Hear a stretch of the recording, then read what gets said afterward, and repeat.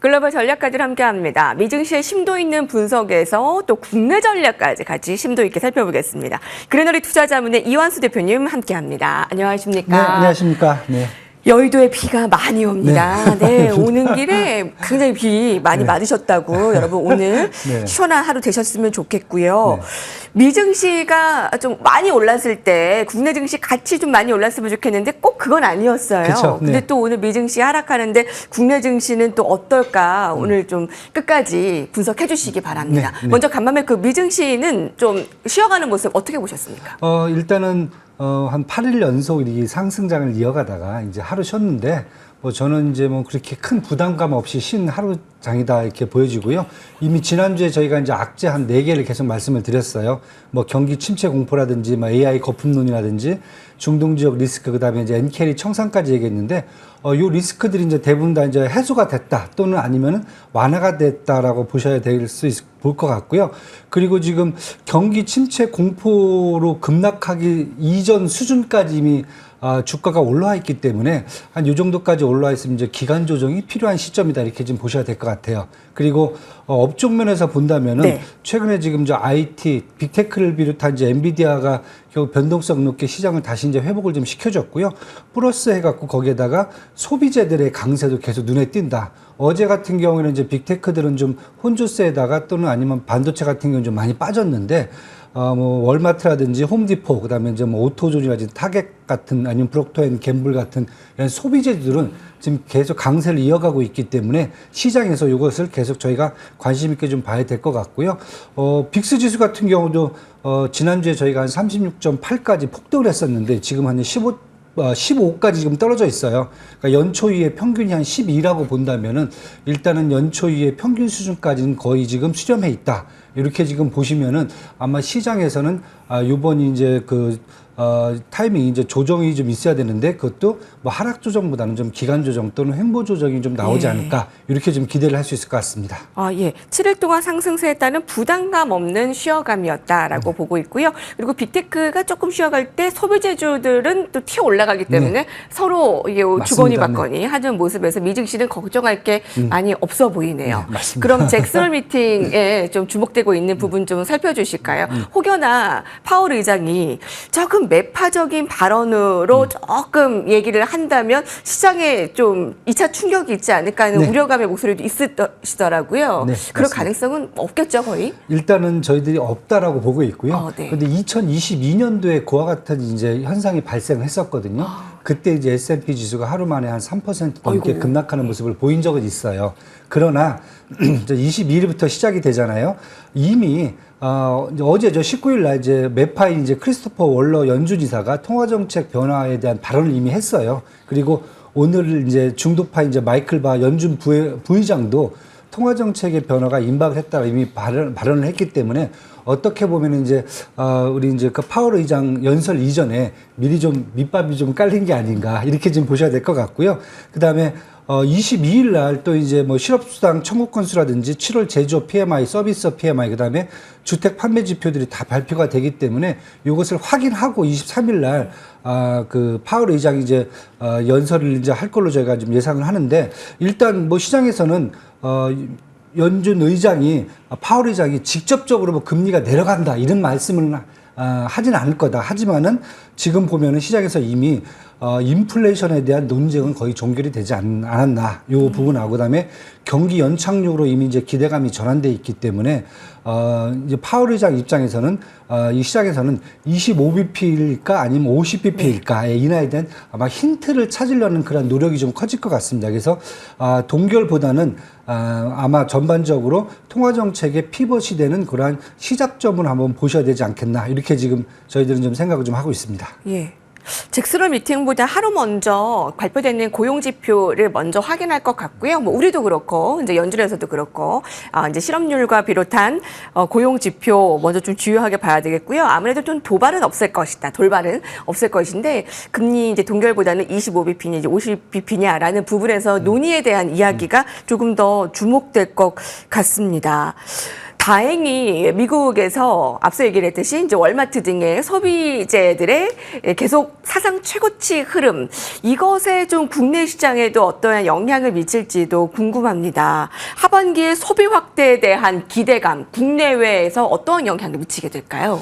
네, 일단 이제 오늘 아침에 이제 로우스죠. 홈 인테리어 업체입니다. 뭐 네. 매출하고 전망치에 부합을 했고요. EPS도 전망치를 상회를 했습니다. 그리고 오늘 밤에 같은 경우 이제 TJX 컴퍼니가 이제 의류업체죠. 그다음에 타겟, 뭐 메이시스, 그다음에 22일에는 이제 로스스토어하고 이제 달러트리 같은 경우는 우리가 잘 아는 다이소와 이제 비슷한 이런 그런 유통업체거든요. 실적 발표가 이어지는데 전반적으로 지금 실적이 이제 예상치가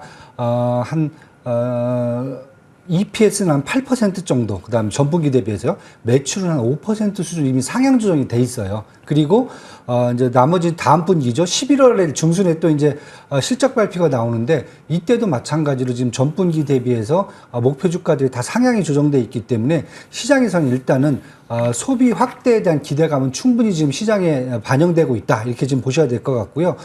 다른 것보다는 지금 9월 일단 기준금리 인하에 대한 기대감이 크고요.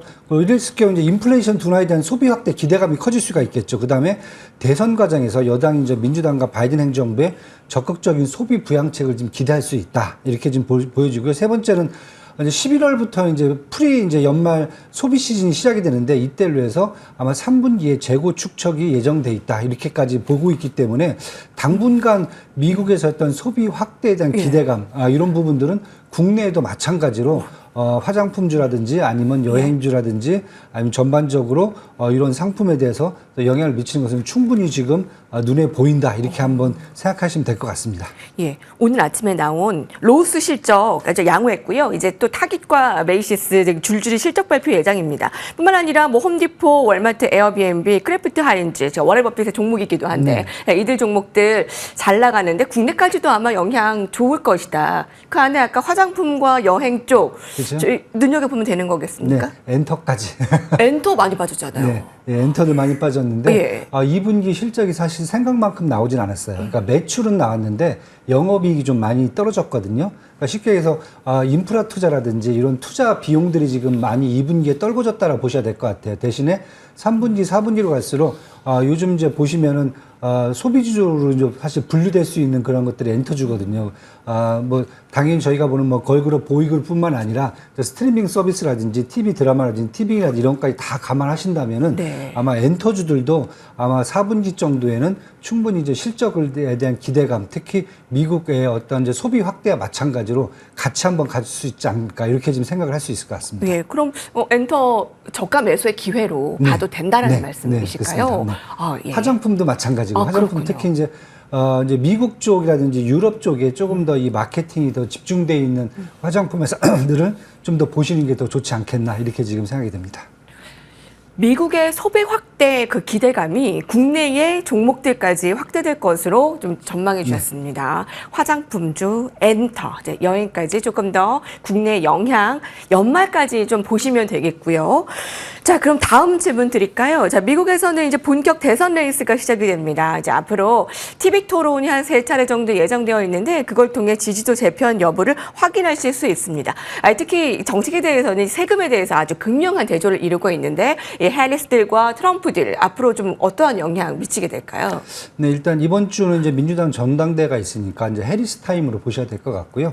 여기 끝나고 나서 이제 한 3번의 TV 토론이 예상돼 있는데 그때 또 지지도에 따라서 이제 어떻게 이제 재편될지 한번 봐야 될 것 같고요. 근데 요즘 이제 한번 트렌드를 잘 보시면은 트럼프들과 해리스들의 어떤 경계가 좀 희미해지는, 모호해지는 상황에 와 있다.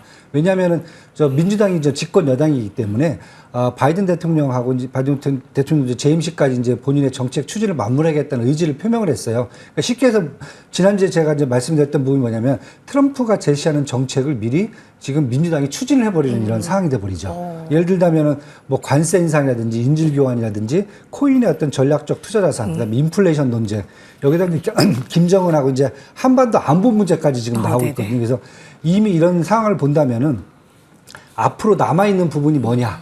라고 얘기했을 때 기준금리 인하 그리고 달러 약세가 유도가 될 것 같고요. 그다음에 이걸 통해서 소비 확대를 향후 얼만큼 느리냐에 따라서 민주당이 표를 더 갖고 있는지 아니면은 표를 잃을지에 대한 그 얘기가 될 것 같아요. 그래서 지금 시장에서도 많이 보는 게 민주당에 의한 소비 확대, 특히 금리 인하 이런 부분들이 향후 이제 11월 5일 이제 투표 전까지 아마 시장에서 크게 작용을 하지 않겠냐 이렇게 지금 보여지고요.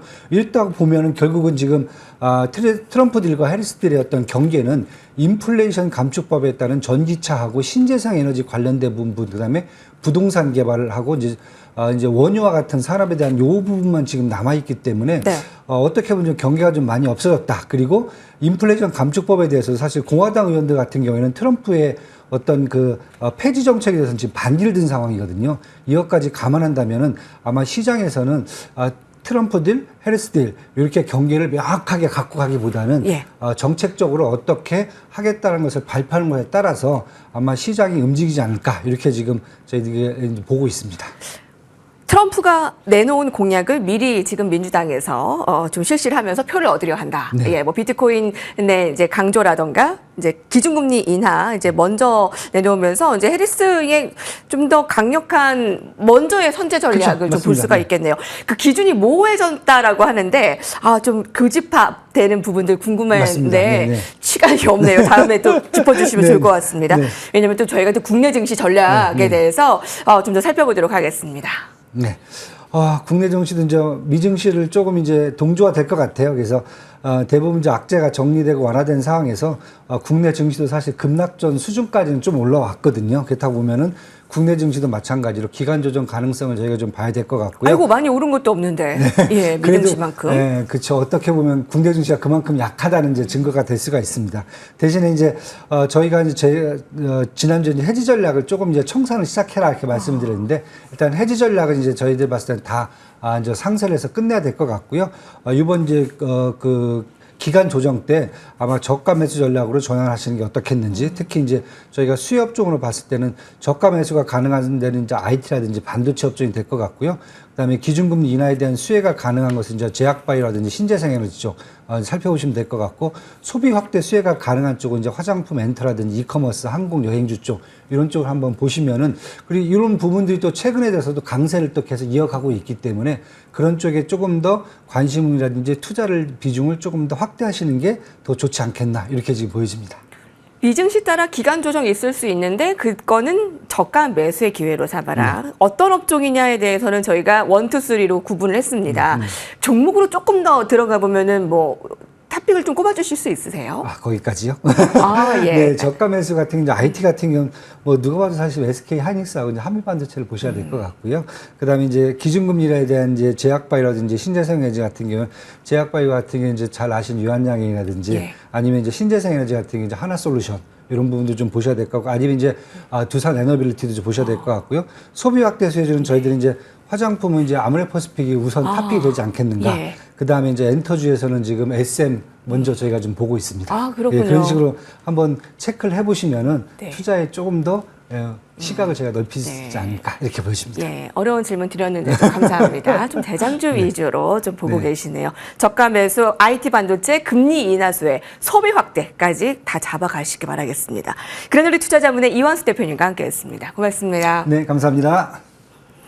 자, 미증시 쉬어갔습니다. 큰 폭의 낙폭은 아니었습니다만 오늘 국내 증시에 대한 전략 조금은 쉬어가는 것으로 판단이 되고요. 그에 따른 전략들 잘 세우시기 바랍니다. 저희는 내일 아침 미증시 마감 때 뵙겠습니다. 고맙습니다.